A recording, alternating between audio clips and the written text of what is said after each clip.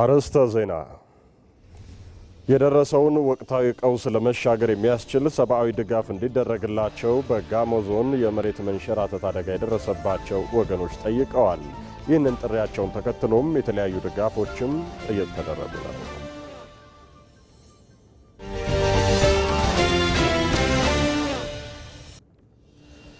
ፋይዳ ብሔራዊ ዲጂታል መታወቂያ የኢትዮጵያን የፋይናንስ ደህንነትና ሉዓላዊነት የሚያረጋግጥ መሳሪያ ነው።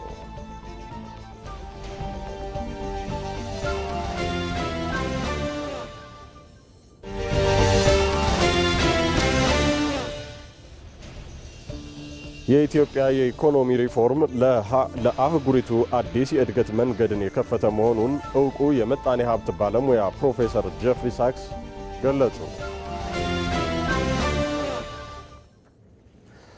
ሰላም የተከበራችሁ ተመልካቾቻችን፣ መጋቢት 5 2018 ዓ.ም ለተቅዳሜ ቀን 7 ሰዓት ዜናዎችን ነው ብለናል። ከዜናዎቹ ጋር ብሩክ ተስፋዬ ነኝ። አብራችሁን ቆዩ። ጠቅላይ ሚኒስትር አብይ አህመድ የዱባይ ገዢ የተባበሩት አረብ ኤሚሬቶች ምክትል ፕሬዝዳንትና ጠቅላይ ሚኒስትር ግርማዊ ሼክ መሐመድ ቢን ራሺድ አል መክቱምን አግኝተው ፍሬያማ ውይይት ማድረጋቸውን ገለጹ። በሁለቱ ሀገሮቻችንና ሕዝቦቻችን መካከል ስላለው ጠንካራ ቢዝነስና ትምህርት እንዲሁም የባህል ትስስር ተነጋግረናል ያሉት ጠቅላይ ሚኒስትሩ ከዚች ጠንካራ ውብና ጽኑ ከተማ ጋር ያለን ትስስር በቀጣይ ጉብኝቶችም ይጠናከራል ብለዋል።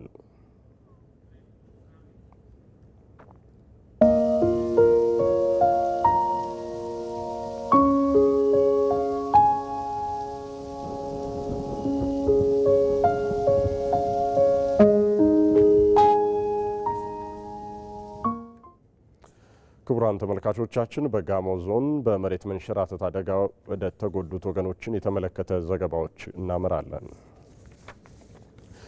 የኢፌዴሪ የሕዝብ ተወካዮች ምክር ቤት በደቡብ ኢትዮጵያ ክልል ጋሞ ዞን በደረሰው የመሬት መንሸራተት አደጋ ሕይወታቸውን ያጡ ወገኖችን በማስመልከት የ3 ቀናት ብሔራዊ ሐዘን አወጀ።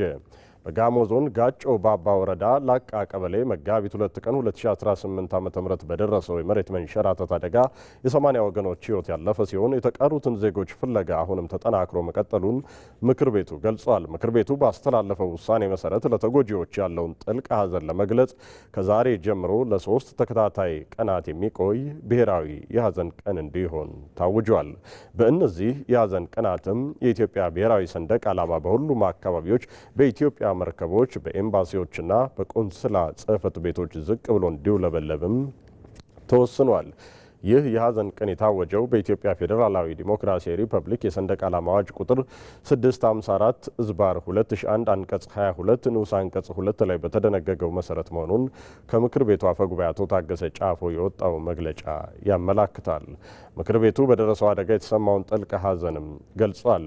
የኢትዮጵያ ብሮድካስቲንግ ኮርፖሬሽንም በደቡብ ኢትዮጵያ ክልል በጋሞ ዞን በተከሰተው የመሬት መንሸራተት አደጋ ሕይወታቸውን ባጡ ወገኖቻችን የተሰማንን ጥልቅ ሐዘን ይገልጻል። ለቤተሰቦቻቸውና ለወዳጅ ዘመዶቻቸውም መጽናናትን እንመኛለን።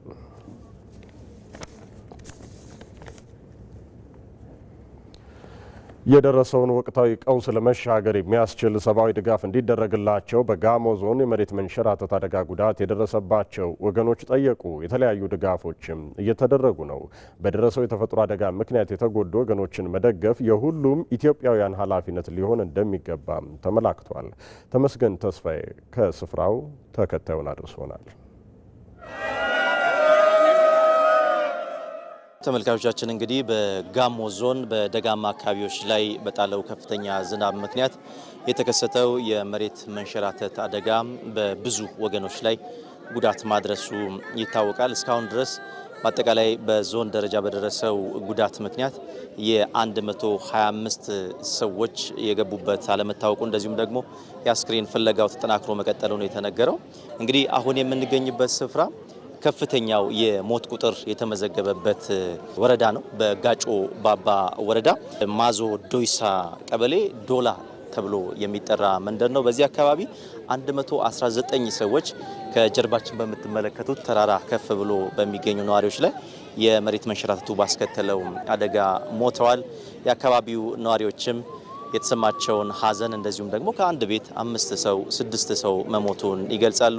ሀዘናቸውም ጠለቅ ያለ መሆኑን ይናገራሉ። ሀዘኑ በጣም ከዚህ በፊት ምንም የሚደረገው ነገር ከዚህ በፊት ችግር ደርሶ የማዘዶ ይሳን ችግር ደርሶ አያውቅም። እንደጋጠመ ሆኖ መሬት ተገልብጦ እንግዲህ ያው ያላነሰ ህዝብ ነው ጨረሰው።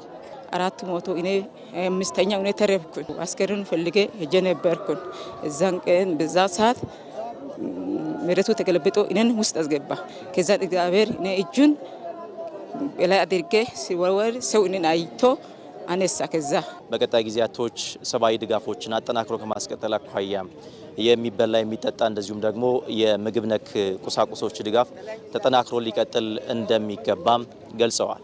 መንግስት እንደ አባት እስካሁን በጣም ክትትል እያደረገ ድጎማ እያደረገ ነው ያለው። ለወደፊት ቤት ለተፈናቀሉት ወላጅ አልባ ለሆኑት አጠቃላይ ከአንድ ቤተሰብ 5 እና 6 7 ሰው ለሞቱት ድጎማ ለማድረግ መንግስት ተስፋ እየሰጠ ነው ያለው አሁን እያየን ያለነው ድጋፍ በጣም ደስ የሚል ነው። የደቡብ ኢትዮጵያ ክልል የመንግስት ኮሚኒኬሽን አገልግሎት ኃላፊ አቶ ኃይለማርያም ተስፋዬ እንደተናገሩት 125 ሰዎች ናቸው በጥቅሉ በአጠቃላይ በ4 ወረዳዎች መጥፋታቸው የተነገረው። በተከሰተው የመሬት መንሸራተት የተጎዱ ሰዎች ቁጥራቸው ከፍ ያለ ነው። በጋሞ ዞን በ3 ወረዳዎች ችግሩ የተከሰተ ሲሆን ከነዚህ ወረዳዎች የጋጮ ባባ ወረዳ ላይ 119 ሰው በአካባቢው ላይ እስካሁን ድረስ ማግኘት አልተቻለም። እንዲሁም በሌሎቹ 2 ወረዳዎች ደግሞ 3 ሰው 6 ሰው የመሞቱ ተረጋግጧል።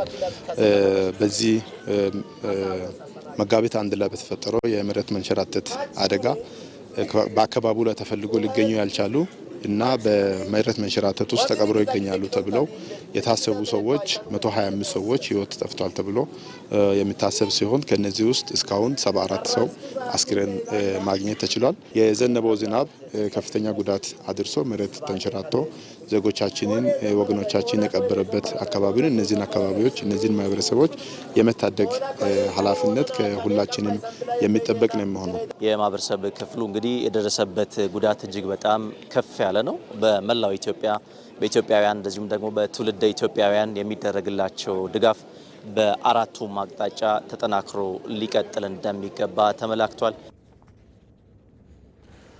በኢትዮጵያ ቀይ መስቀል ማህበር የደቡብ ኢትዮጵያ ቅርንጫፍ ጽሕፈት ቤት በጋሞ ዞን በመሬት መንሸራተት ለተጎዱ ወገኖች ከ6 ሚሊዮን ብር በላይ የሚገመትን ሰብአዊ ድጋፍ አደረገ። የጽሕፈት ቤቱ ስራ አስኪያጅ ተስፋዬ ዱንዳ ምግብና ምግብ ነክ ያልሆኑ የቤት ቁሳቁሶችን ጨምሮ ከ6 ሚሊዮን ብር በላይ የሚገመት ሰብአዊ ድጋፍ ለጋጮ ባባ ወረዳ ማስረከባቸውን ተናግረዋል። ተጎጂዎች ወደ ቀድሞ ህይወታቸው እስኪመለሱ ድረስ ማህበሩ ለተጎጂዎች የሚያደርገው ድጋፍ ተጠናክሮ ይቀጥላልም ብለዋል። ምግብና ምግብ ነክ ያልሆኑ እቃዎችን ይዘን ተገኝተናል። ይሄኛው ሁለተኛ ዙር ነው። ከትናንት ወዲያም ምግብ ነክ ያልሆኑ እቃዎችን ይዘን ተገኝተናል። ዛሬም ምግብና ምግብ ነክ ያልሆኑ እቃዎችን በገንዘብ ቢተመን ወደ 6 ሚሊዮን ብር የሚገመት እቃ ይዘን ነው እዚህ ቦታ ላይ ተገኘ ነው። ስለዚህ ይህን ደግሞ ለህዝቡ እየሰጠን መንግስትን በሚያወጣው እቅድ መሰረት ተቀናይተን ህብረተሰቡን የማጽናናት መልሶ የማቋቋም በሁሉም ከመንግስት ጎን ሆነን ለመስራት ሁላችንም ዝግጆች ነን። ድጋፉን የተረከቡት የወረዳው ምክር ቤት ዋና አፈ ጉባኤ አማረች ጎንዳሬ ቀይ መስቀል ማህበር አደጋው ከተከሰተበት ጊዜ አንስቶ ከተጎጂዎች ጎን መሆኑን ጠቅሰው ለተደረገው ድጋፍም አመስግነዋል። ከኛ ጋር የሀዘናችን ተካፋይ ሆነዋል። ቀይ መስቀል ከጎናችን በመሆን ያው አደጋ የደረሰባቸው ወገኖችን ወደዛ እንድንጓጓዝ እቃውንም ጭምር ወደዛ ለማጓጓዝም እየረዱን እዚህ ድንኳን በማቆም የተለያዩ ቁሳቁሶችን ለኛ በማቅረብ ከጎናችን በመሆናቸው እንደ በወረዳው ህዝብ ስም ትልቅ ምስጋና አለን። ከዛ ውጪ እናንተም እዚህ መታችሁ ከጎናችን ሆናችሁ አይዟችሁ ብላችሁ ስላጽናናችሁን እጅግ አድርገን እናመሰግናለን በወረዳው መንግስት ስም። ወይዘሮ አማረች የደረሰው ጉዳት መጠነ ሰፊ በመሆኑ ሰብአዊ ድጋፉ ተጠናክሮ እንዲቀጥልም ጥሪ አቅርበዋል። የሪፖርተራችን ተመስገን ተስፋዬ ዘገባ እንደሚያመላክተው የተለያዩ የማህበረሰብ ክፍሎችና ተቋማት ለተጎጂዎች ድጋፍን እያደረጉ ነው።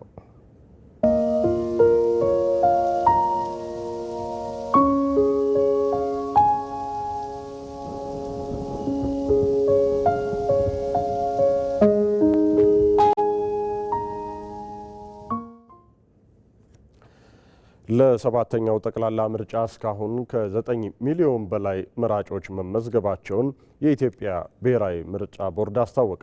የኢትዮጵያ ብሔራዊ ምርጫ ቦርድ አጠቃላይ ወቅታዊ የምርጫ ሂደቱን አስመልክቶ ለመገናኛ ብዙሃን ባለሙያዎች መግለጫን ሰጥቷል። መስከረም ቸርነት ተጨማሪውን አሰናድታለች። የኢትዮጵያ ብሔራዊ ምርጫ ቦርድ ለሰባተኛው ጠቅላላ ምርጫ ባስቀመጠው የጊዜ ሰሌዳ መሰረት ከየካቲት 28 2018 ዓ.ም ጀምሮ የመራጮች ምዝገባ ተጀምሯል። ቦርዱ በወረቀትና በዲጂታል መንገድ የመራጮች ምዝገባን እያከናወነ ሲሆን እስካሁን ከ9 ሚሊዮን በላይ መራጮች በሁለቱም መንገድ ተመዝግበዋል። ወደ 9,036,994 መራጮች ተመዝግበዋል። በሁሉም በማኑዋልም በዲጂታልም አንድ ላይ ይሄን ያህል ቁጥር ተመዝግበዋል። የሴትና የወንድ ቁጥርም የአካል ጉዳተኞችም ቁጥር አብሮ ያለው ነው የሚሆነው ማለት ነው። ስለዚህ ይሄንን መሰረት በማድረግ የመራጮቹን ምዝገባ እያካሄደ ይገኛል ማለት ነው። የብሔራዊ ምርጫ ቦርድ ሰባተኛው ጠቅላላ ምርጫን በ52773 ምርጫ ጣቢያዎች ለማከናወን ያቀደ ሲሆን እስካሁን በ46757 ጣቢያዎች የመራጮች ምዝገባ እያካሄደ ነው።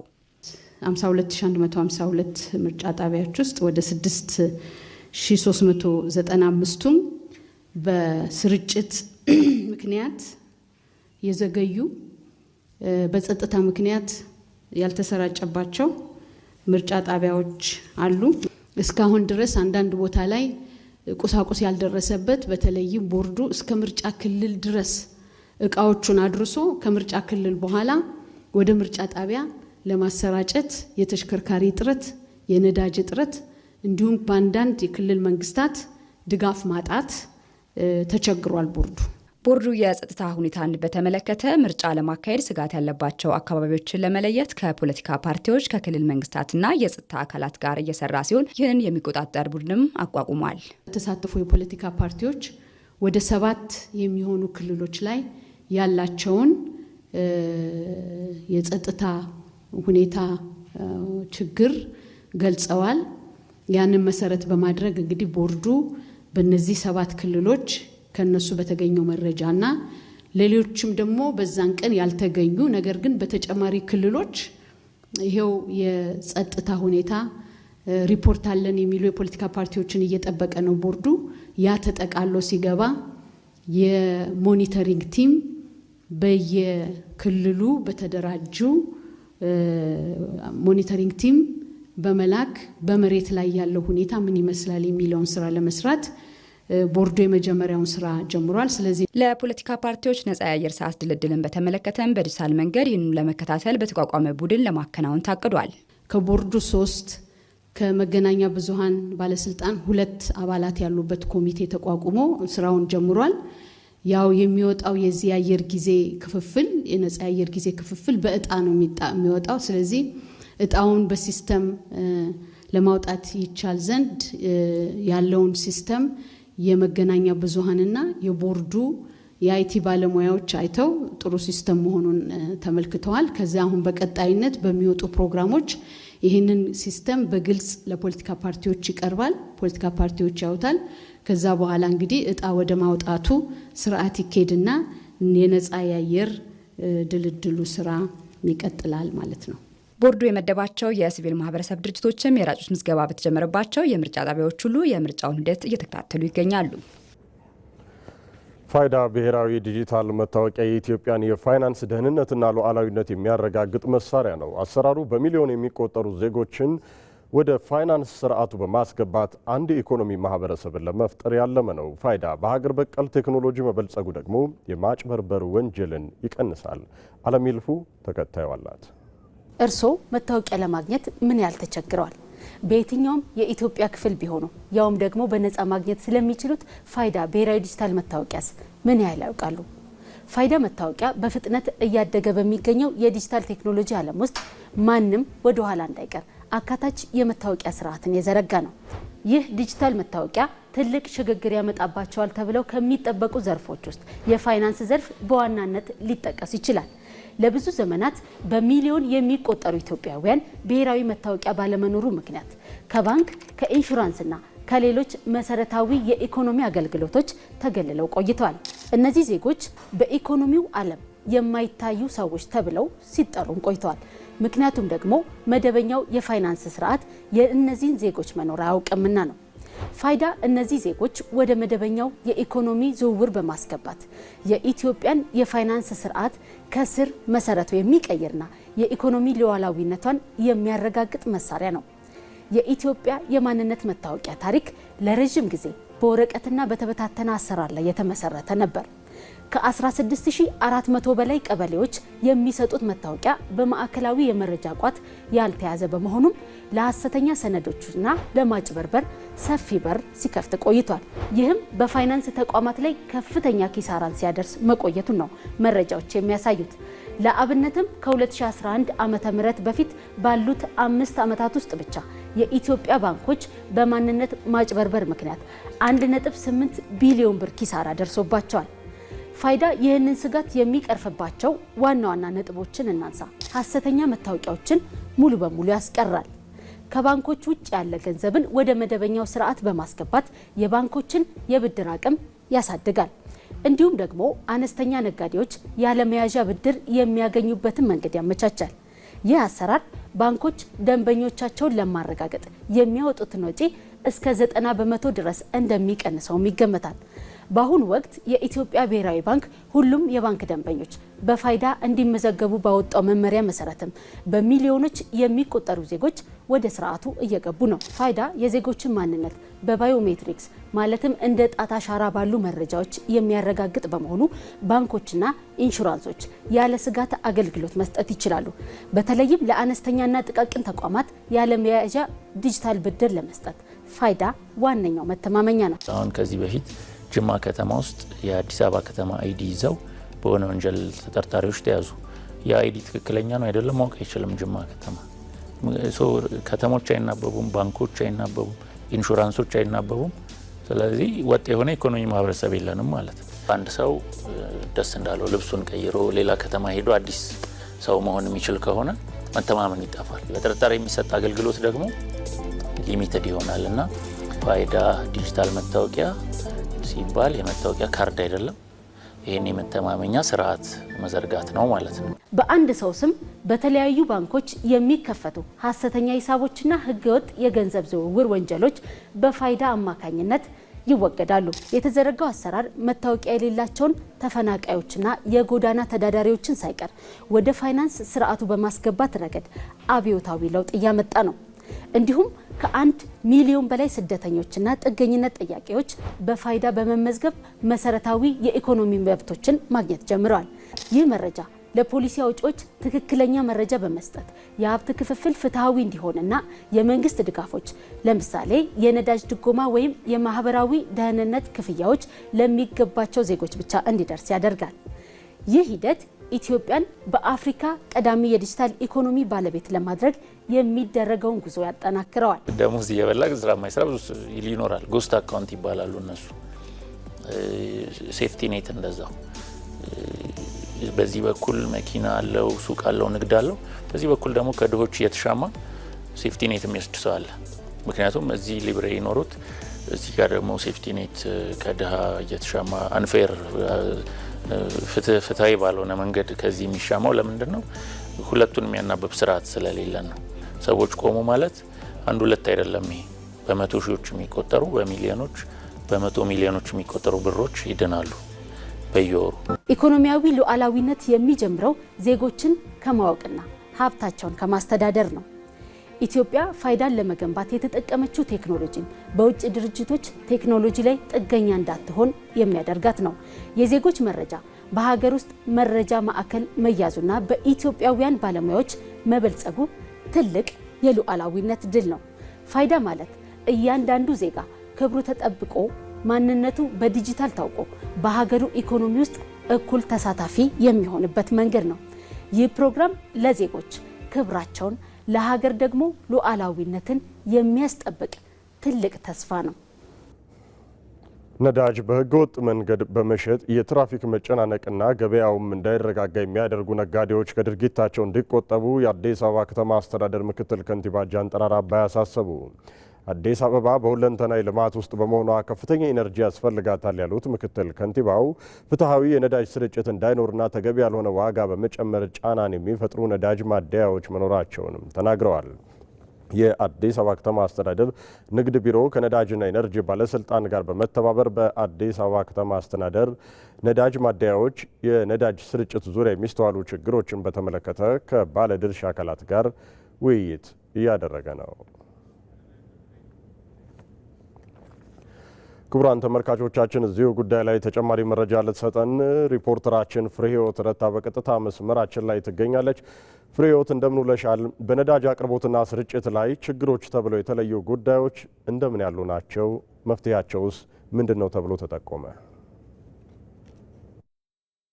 አመሰግናለሁኝ ብሩክ፣ እንዴት ውላችኋል? እንግዲህ ኢትዮጵያ በተለይም ደግሞ አዲስ አበባ ውስጥ የነዳጅ ፍላጎትና አቅርቦትን ለማረጋጋት በርካታ ስራዎች እየተሰሩ ነው። መንግስትም ደግሞ የድጎማዎችን እያደረገ እንግዲህ ከውጪ ነዳጅ እያስገባ እንደሚገኝ ይታወቃል። በዚህ መሰረት እንግዲህ አዲስ አበባ ውስጥ ብቻ 132 የሚሆኑ ነዳጅ ማደያዎች አሉ። በእነዚህ ነዳጅ ማደያዎች ውስጥ እንግዲህ በቀን በአማካኝ 3.4 ሚሊዮን ሊትር ነዳጅ ያስፈልጋል። ይህንንም መሰረት በማድረግ መንግስት የነዳጅ ስርጭትን ቢያደርግም አንዳንድ ማደያዎች ግን ነዳጅን ደብቆ በማቆየት ወይም ደግሞ ህገወጥ የሆኑ ንግዶችን በማድረግ ነዳጅ አልቋል፣ በተለይም የወሩ መጨረሻና የወሩ አጋማሽ ጀምሮ ነዳጅ አልቋል በማለት በህዝቡ ላይ ቅሬታ እንዲፈጠር፣ የትራፊክ መጨናነቅ እንዲፈጠር እንዲሁም ደግሞ ገበያ እንዲረጋጋ እንዳይሆን እያደረጉ መሆኑን ተመላክቷል።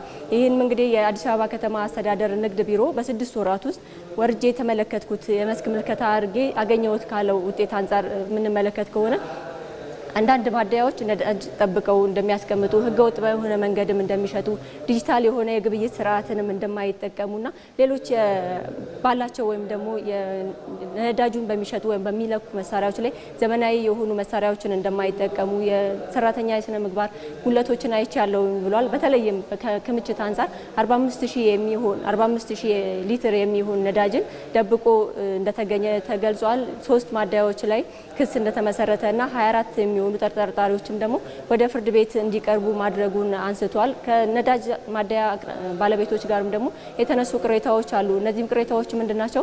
መንግስት ወጥ የሆነ ወይም ደግሞ ሁሉን አካታች የሆነ ቁጥጥር ስርዓት አያደርግም የሚሉ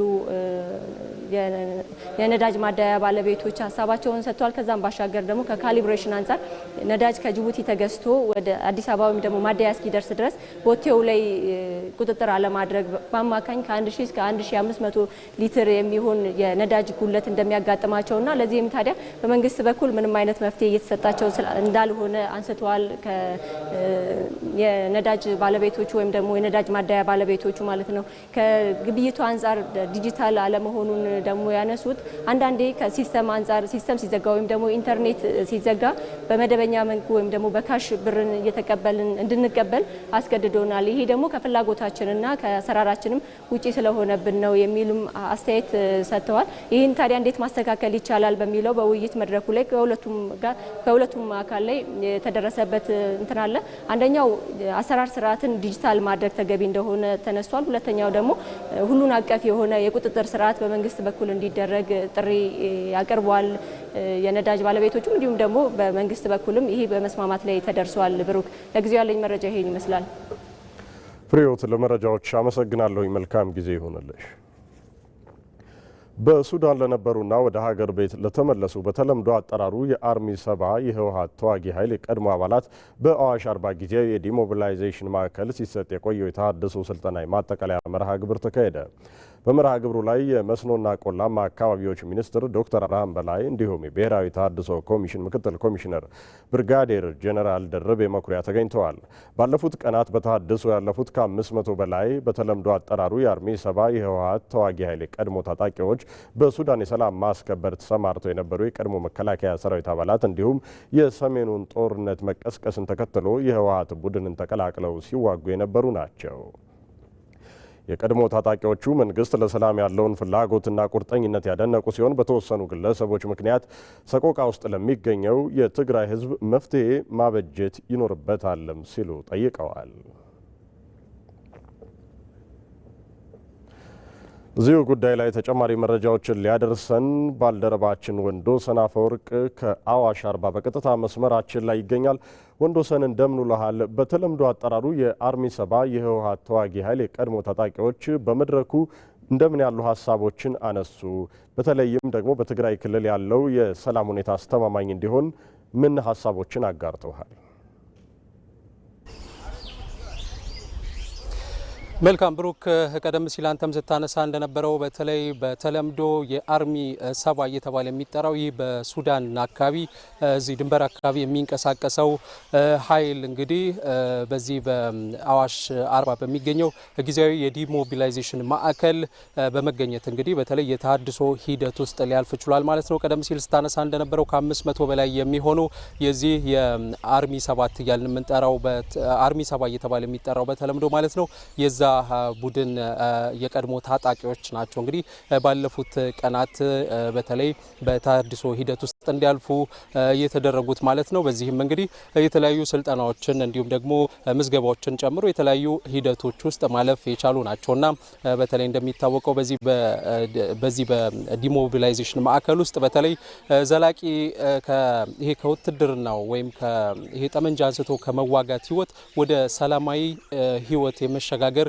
ሂደት ያለበት ነውና ለዚህም የሚረዳቸው የተለያዩ ስልጠናዎች እንዲሁም ደግሞ ድጋፎችን ጭምር የሚያገኙበት ነውና በተለይ እነሱ መንግስት ይሄ ዘላቂ ሰላም እንዲፈጠር በተለይ ታጣቂዎች ወደ ሰላማዊ መንገድ እንዲመጡ እያደረገ ያለውን ጥረት እንዲሁም ደግሞ ቁርጠኝነቱን አድንቀዋል ማለት ነው። ከዛ በተጨማሪነት በተለይ ደግሞ በትግራይ አካባቢ አሁን ላይ በአንድ ቡድን ያውም በተወሰኑ ግለሰቦች ምክንያት ህዝቡ ከፍተኛ የሆነ ሰቆቃ ላይ እንዳለ ለዚህም መፍትሄ ማበጀት እንደሚገባ ጭምር ነው የገለጹት። እንግዲህ በቀጣይነት ከነሱም የሚጠበቁ ነገሮች አሉ። በተለይ ባወጡት 11 ነጥብ ያለው የጋራ አቋም መግለጫቸው ላይ እንዳነሱት በተለይ የዘላቂ ሰላም እንዲፈጠር ከመስራት አንጻር በቀጣይነት በትኩረት እንደሚሰሩ አንስቷል። ከዛ በተጨማሪነት በተለይ ይሄ ግጭት፣ ጦርነት የሚባሉ ነገሮችን የሚጠላ ትውልድ እንዲፈጠር ጭምር እንደሚሰሩ ያነሱ ናቸው ማለት ነው። ከዛ በተጨማሪነት እንዲሁ በቀጣይ በዋናነት እነሱ የዘላቂ ሰላም እንዲፈጠር ከማድረግ አንጻር ከመንግስት ጋርም እንዲሁ በጋራ እንደሚሰሩ አንስተዋል ማለት ነው። በመድረኩ ላይ እንግዲህ የመስኖና ቆላማ አካባቢዎች ሚኒስትሩ የሆኑት ዶክተር አብርሃም በላይ በተለይ አሁን ላይ የትግራይ ህዝብ ከምንም በላይ ሰላምን እንደሚፈልግ ነው ያነሱት። ከዛ በተጨማሪነት በተለይ ደግሞ በተለያዩ አካባቢዎች እንዲሁ የሚታዩ የልማት እንቅስቃሴዎች ተቋዳሽ መሆን አለበትና ይህ በትግራይ እንዲሆን ህዝቡ እንደሚፈልግ ጭምር ነው ያነሱት።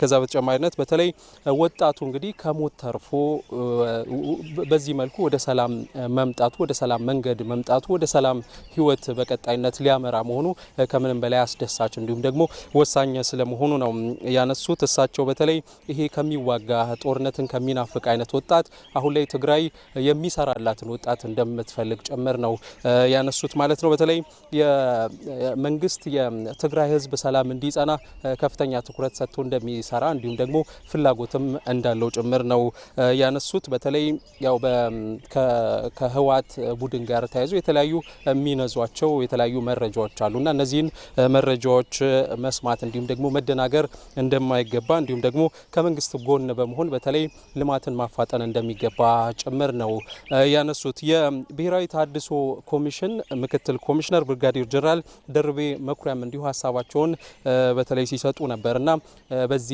በአዋሽ አርባ ጊዜያዊ የዲሞቢላይዜሽን ማዕከል የተለያዩ ስልጠናዎችን የወሰዱ ወይም በተሃድሶ ሂደት ውስጥ ያለፉ የቀድሞ ታጣቂዎች በተለይ ለዘላቂ ሰላም መስራት እንደሚገባቸው ነው ያነሱት።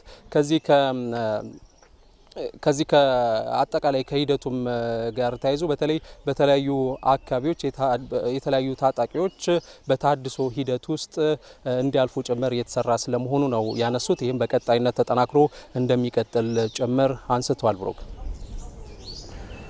ወንዶሰን አፈወርቅ ለመረጃዎች አመሰግናለሁ። ባለህበት መልካም ቀን ይሁንልህ። የአርቲፊሻል ኢንተለጀንስ ለዓለም ከፍተኛ ሚናን እያበረከተ ነው። በዚህ ውስጥ ደግሞ የኃይል አቅርቦት ወሳኙን ስፍራ ይዛል። በ21ኛው ክፍለ ዘመን ዳታ ትልቅ አቅም ወደ መሆን ተሸጋግሯል። ኢትዮጵያም በ2030 የቀጠናው የዲጂታል ማዕከል ለመሆን በስፋት እየሰራች ነው። ሮዛ መኮንን አርቲፊሻል ኢንተለጀንስ ዓለማችን በከፍተኛ ፍጥነት እየቀየራት ነው። ነገር ግን ይህ ዘመናዊ ቴክኖሎጂ አንድ ትልቅ ጥማት አለው፣ የኤሌክትሪክ ኃይል። ታዲያ ኢትዮጵያ ይህንን የዓለም የኃይል ጥማት ለስትራቴጂካዊ ተጽዕኖ መጠቀም ብትችልስ? ኢትዮጵያ በታዳሽ ኃይል አቅርቦት አማካኝነት በመጪው ዓለም ከፍተኛ የኢኮኖሚ ተጠቃሚ መሆን እንዴት ይቻላታል?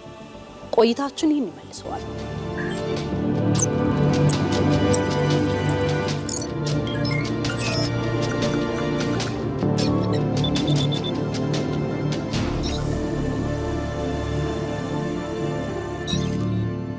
ዛሬ የምነግራችሁ ስለ ሲሊከን ሉዓላዊነትና ህዳሴ ነው።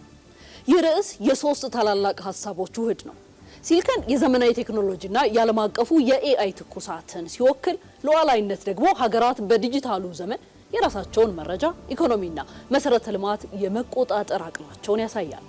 ህዳሴ ደግሞ የኃይል ምንጫችን በተለይም 5000 ሜጋዋት የሚያመነጨው ታላቁን የኢትዮጵያ ህዳሴ ግድብ ያመላክታል። እነዚህ ሶስት ቃላት ሲጣመሩ ኢትዮጵያ የውሃ ሀብቷንና የታዳሽ ኃይል አቅሟን ወደ ጂኦፖለቲካዊ ካፒታል እንዴት እንደምትቀይረውና በዲጂታል ዘመን የገዛ እድሏን እንዴት እንደምትወስን ቁልጭ አድርገው ያሳያሉ። ዓለም አቀፉ የኤአይ ሩጫ እስከዛሬ ሶስት ዋና ዋና ደረጃዎችን አልፏል።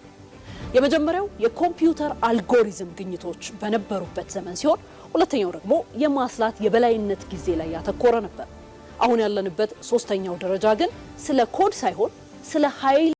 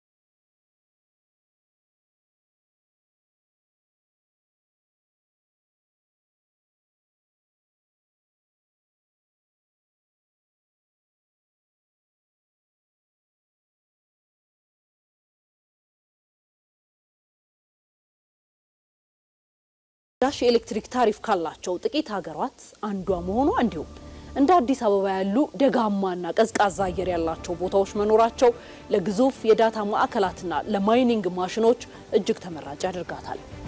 በሌላ በኩል ኢትዮጵያ በአሜሪካ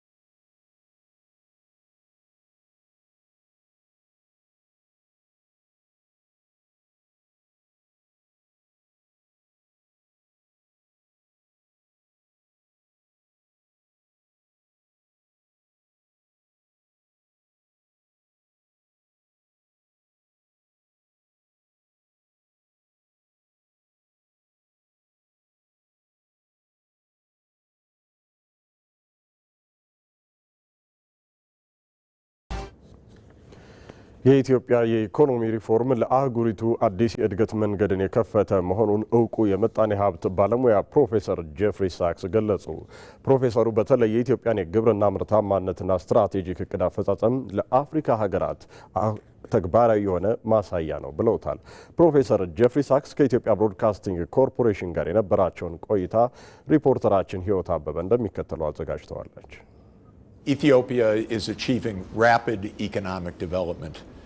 ፕሮፌሰር ጄፍሪ ሳክስ የኢትዮጵያን የኢኮኖሚ ጉዞ የተስፋ ብርሃን ይሉታል። ፕሮፌሰሩ በኢትዮጵያ ብሮድካስቲንግ ኮርፖሬሽን በእንግሊዝኛ ቋንቋ ተዘጋጅቶ በሚተላለፈው አዲስ ዲያሎግ ፕሮግራም ላይ በነበራቸው ቆይታ ዓለም አቀፍ የገንዘብ ተቋማት ለአፍሪካ ሀገራት የሚሰጡት የእድገት ትንበያ ብዙ ጊዜ ከ3 እስከ 4 በመቶ የማይዘል መሆኑንም አብራርተዋል። ይህን የተቀዛቀዘ የእድገት ልኬት ግን ይላሉ ፕሮፌሰሩ ኢትዮጵያ ሰብረዋለች።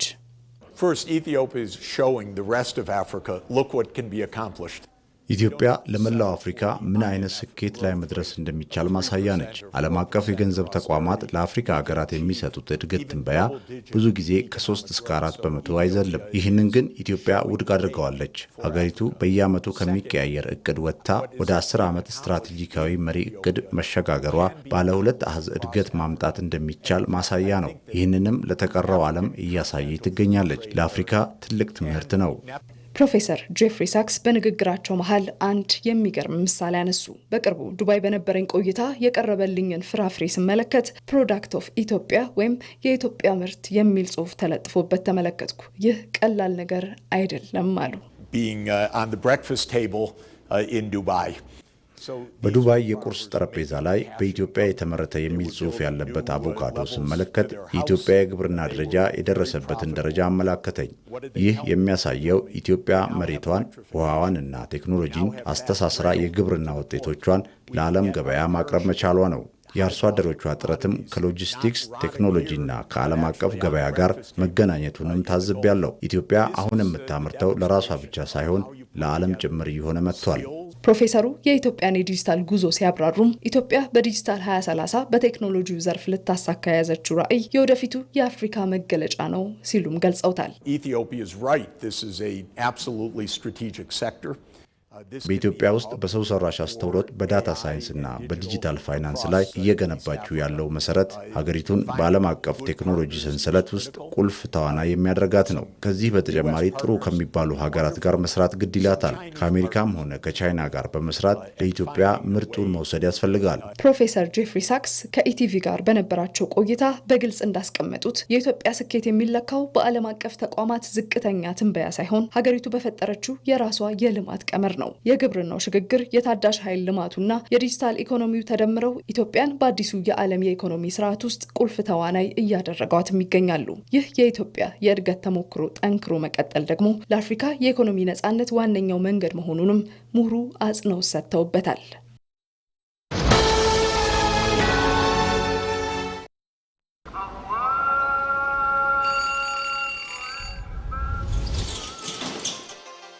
እነሆ ቸርነትና መተሳሰብ የሚጸናበት አንድ ሆነን የፈጣሪን ምሕረት የምንጠይቅበት ካለን አካፍለን አብሮነታችንን የምናጠናክርበት ልቦች የሚራሩበት እጆች የሚዘረጉበት የምንናፍቀው የረመዳን ወር መጣ።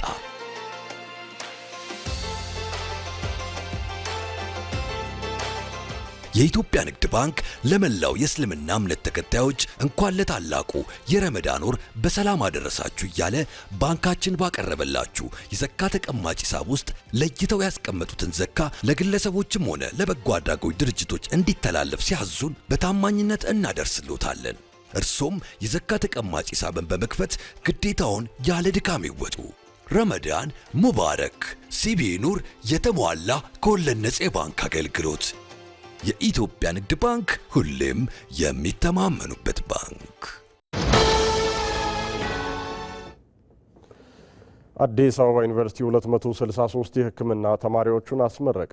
አዲስ አበባ ዩኒቨርሲቲ በጤና ሳይንስ ኮሌጅ የሕክምና ትምህርት ቤት ለ54ኛ ጊዜ ያሰለጠናቸውን 263 የሕክምና ተማሪዎቹን በዛሬው ዕለት አስመርቋል። ተመራቂዎቹ በቅድመ ምረቃ የሕክምና ሙያ፣ በጥርስ ሕክምናና በአነስቴዥያ ትምህርታቸውን በስኬት ያጠናቀቁ ናቸው። በምረቃ ስነ ስርዓቱ ላይ የተገኙት የጤና ሚኒስትር ዶክተር መቅደስ ዳባ የሕክምና ትምህርትን ለማሻሻልና የስፔሻሊቲ ስልጠናዎችን ለማስፋፋት እየተከናወነ ያለውን ተግባር አድንቀዋል። የአዲስ አበባ ዩኒቨርሲቲ ፕሬዚደንት ዶክተር ሳሙኤል ክፍሌ ለተመራቂዎቹ ባስተላለፉት መልእክት ዩኒቨርሲቲው ምቹ የመማሪያና የማስተማሪያ ከባቢን በመፍጠር ለሀገር አስፈላጊ የሆኑ ተጨማሪ ስፔሻሊቲና ሰብ ስፔሻሊቲ ፕሮግራሞችን ለመቅረጽ እየሰራ መሆኑንም አብራርተዋል። በአሁኑ ወቅት ከ5000 በላይ ተማሪዎችን እያሰለጠነ የሚገኘው ዩኒቨርሲቲው ከጥቁር አንበሳ ስፔሻላይዝድ ሆስፒታል ጋር በመቀናጀት ከፍተኛ የሰው ኃይል የማፍራት ስራውን አጠናክሮ ቀጥሏል። ዘገባው የሪፖርተራችን ብርቱካን አስናቀ ነው።